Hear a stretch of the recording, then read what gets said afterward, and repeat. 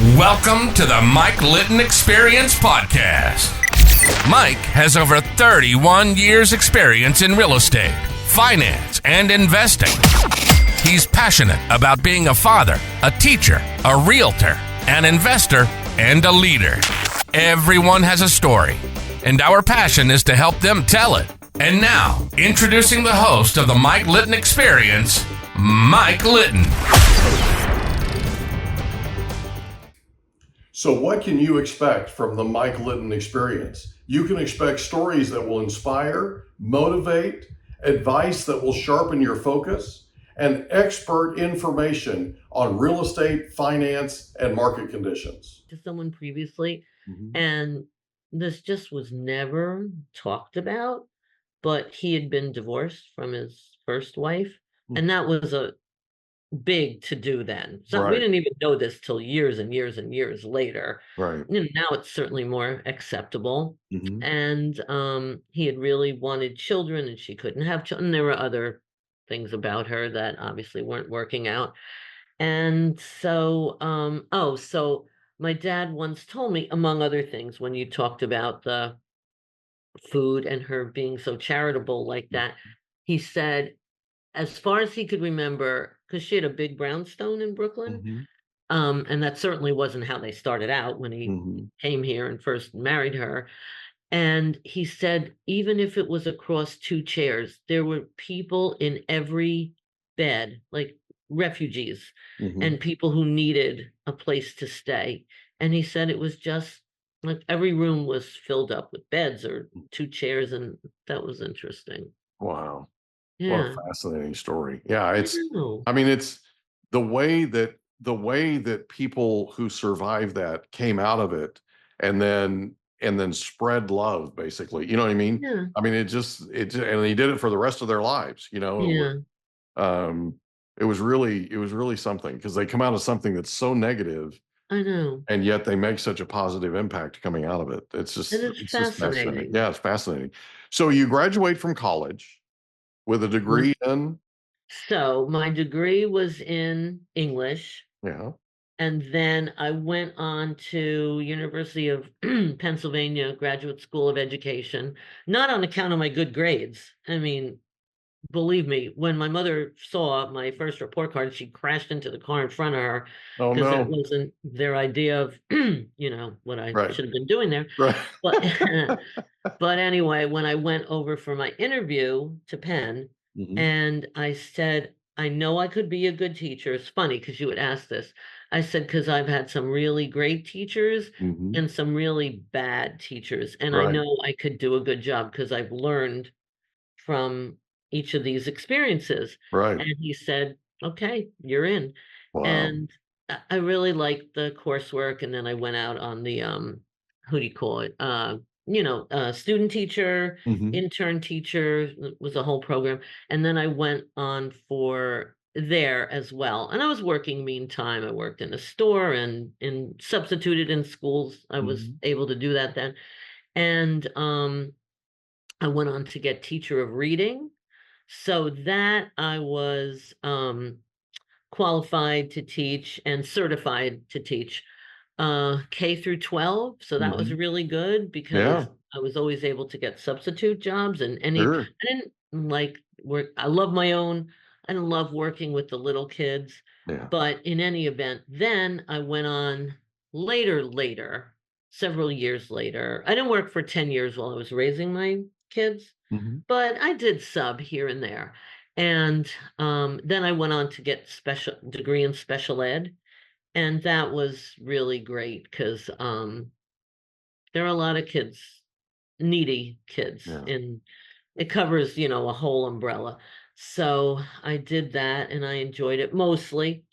And then first there are always days in every profession. But so first I did teach in elementary school, then in middle school, then in high school, and then in college, which I did like the best. Because you can do more. You like college the best? The best, because for the most part, they want to be there.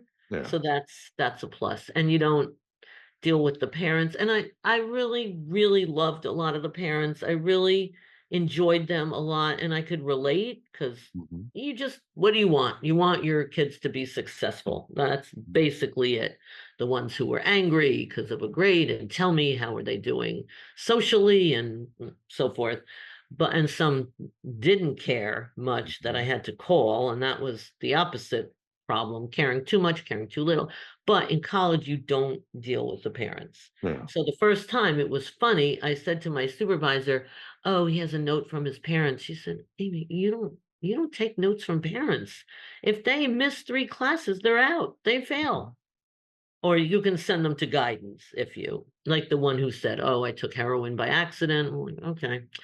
They had all kinds of, I could go on and on and on about that, the various excuses and so forth. But Heroin by accident. I've never heard that one before. that was my first time. And they would write emails like, "Hey, professor." I'd be like, "Oh boy, what Yeah. next?" There we go. Yeah. Okay. Here's a question for you that I'm not sure anybody's ever asked you, Uh-oh. but I'm dying to ask you.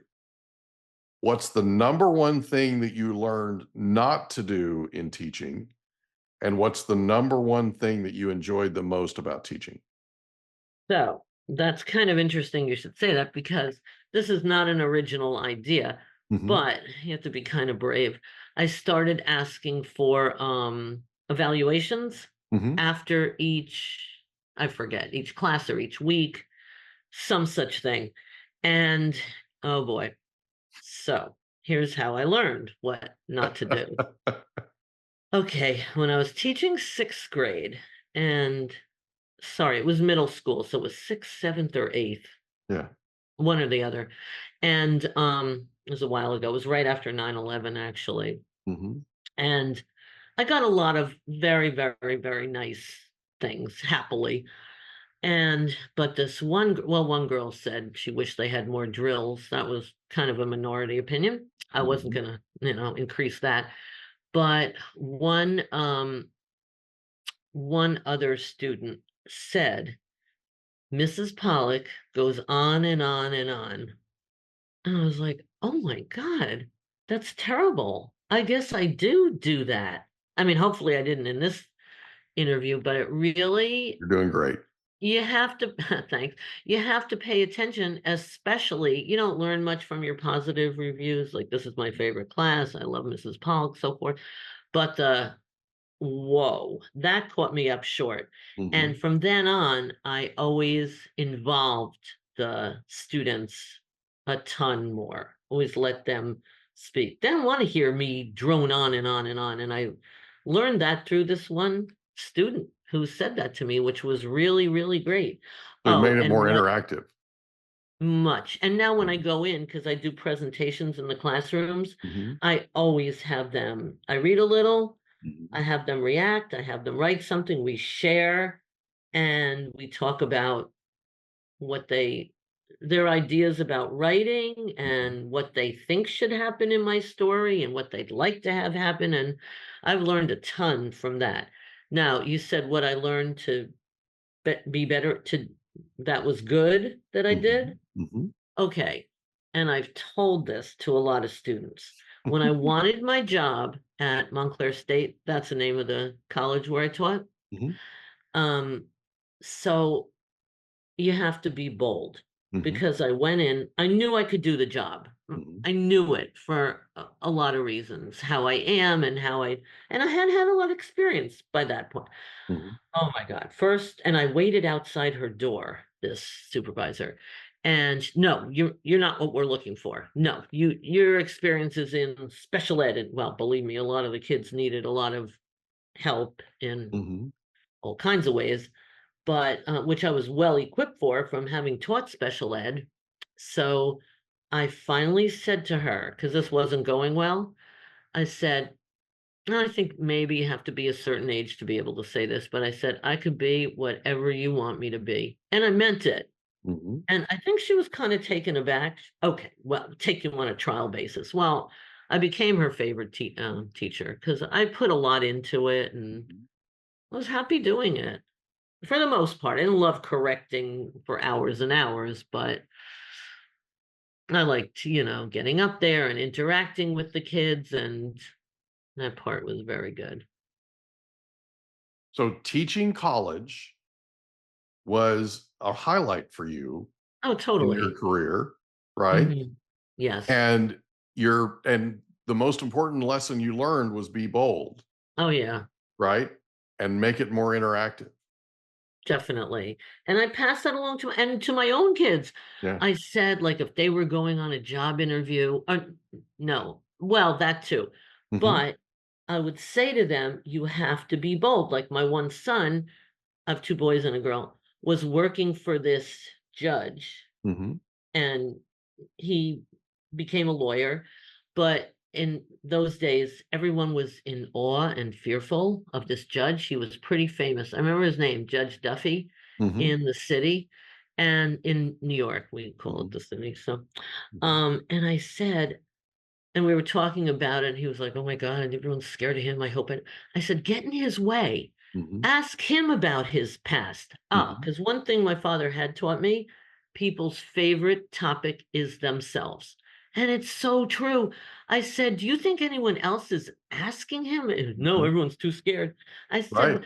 and with my daughter, my second son, well, he has a funny story about his first hire. Mhm. But with my daughter, and she was, how you feel at the beginning when you're just setting out, and it is scary. Yeah. And I remember my first interview, I totally froze, and Mhm. it was a terrible feeling.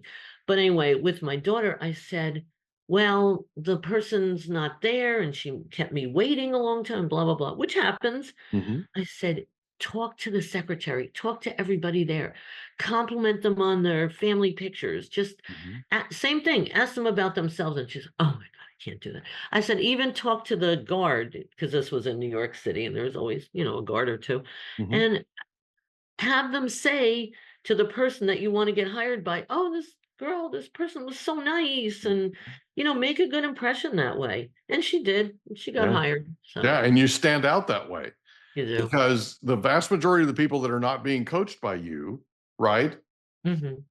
You're coaching your children, but the vast majority of the people that are there haven't been coached by you, and they Right. go there and they sit there and they're scared to death and their hands are sweaty and all that kind of stuff, Of right? course. And they feel like they're going to throw up.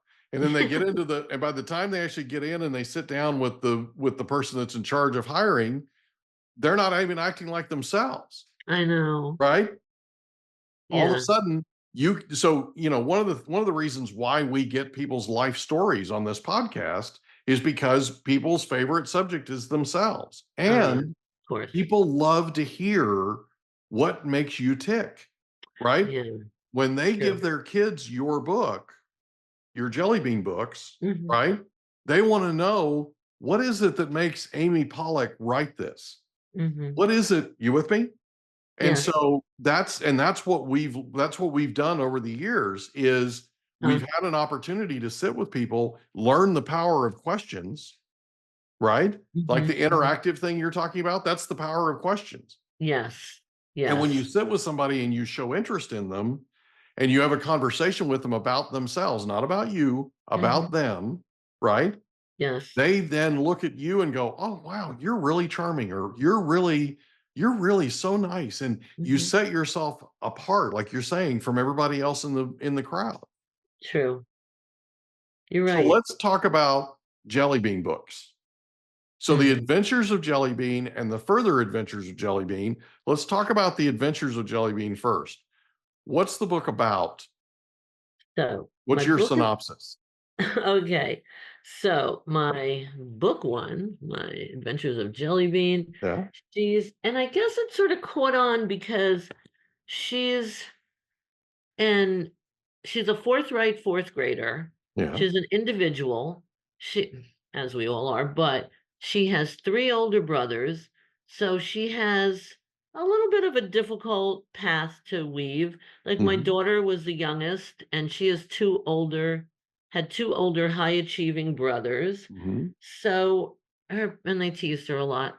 And so her path wasn't always that easy. Mhm. And I found that out, like family constellation can make a lot of difference. Mhm. And she has also a lot of ups and downs like any kid does, but hers are particular to herself, which makes them, of course, more of the general and type of situation. She has ups and downs with friends, with popularity, which boys and girls, everyone can relate to. What's it worth it to me to be popular? Do I want to be in with this group? And what if I'm not? And especially now with technology, like, oh my God, I'm left out of something. And you you want to be yourself, but yet you want to fit in, and it's can be really tough. So I outlined the particular stories along those lines that she goes through. Then her best friend, this girl, I don't know how much you looked at them, but this girl who is such a loyal, wonderful friend, but no one is allowed to go over to her house. And this happens in many, many, many, many households, from my own kids growing up and their friends and kids I've taught. And, because many areas and everywhere pretty much are just diverse. Yeah. But this little girl, Jelly Bean, can't go over her house. Why? Because Jelly Bean's mom doesn't like her household, because the mothers, and this is a very common situation. Now, these are fourth graders. Right. So the little girl is alone a lot because the mom has to work. She's a single parent. And I handle everything from, this is why it's for middle grade, it's considered ages 7 to 12, because I don't use, well, there's no cursing in there, Right. no, not advanced situations, but overly mature. This is why it's not considered young adult. Right. But so I explain things as she can understand. They're on her level. Like the mom says, well, I don't like it that her mother has a lot of boyfriends.